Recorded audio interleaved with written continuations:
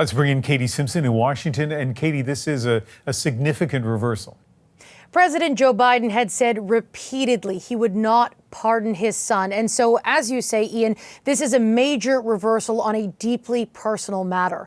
Hunter Biden has experienced severe addiction issues and was about to be sentenced in 2 separate criminal cases stemming from a very dark period in his life. A conviction on federal gun charges and then a guilty plea on tax evasion charges. In a statement, Biden says he did it because he feels his son was, quote, selectively and unfairly prosecuted because his opponents, his political opponents, were trying to hurt him politically. He called it a miscarriage of justice, and he hopes that Americans can understand why, as a father, he did this. And it comes the day after Donald Trump made a highly controversial announcement in selecting a deeply partisan ally to lead the FBI. Kash Patel, welcome to the show, man. Thanks so much for having me here.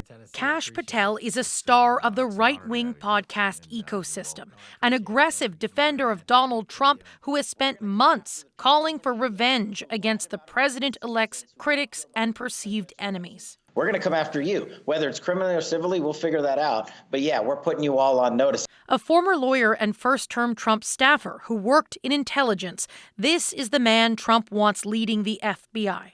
He spread the lie the 2020 election was stolen and has railed against the justice system, claiming it was weaponized against Trump to blunt his political comeback. All key themes of Trump's re-election bid. I am your justice, and for those who have been wronged and betrayed, I am your retribution. Trump has made several controversial picks so far, most notably former Florida Congressman Matt Gaetz, who was investigated over allegations of sex trafficking a minor. He had to decline his attorney general nomination following intense backlash. Democrats hope to stop Patel's nomination too, with some accusing him of being a danger to democracy. Kash Patel's only qualification is because he agrees with Donald Trump that the Department of Justice should serve to punish, lock up, and intimidate Donald Trump's political opponents.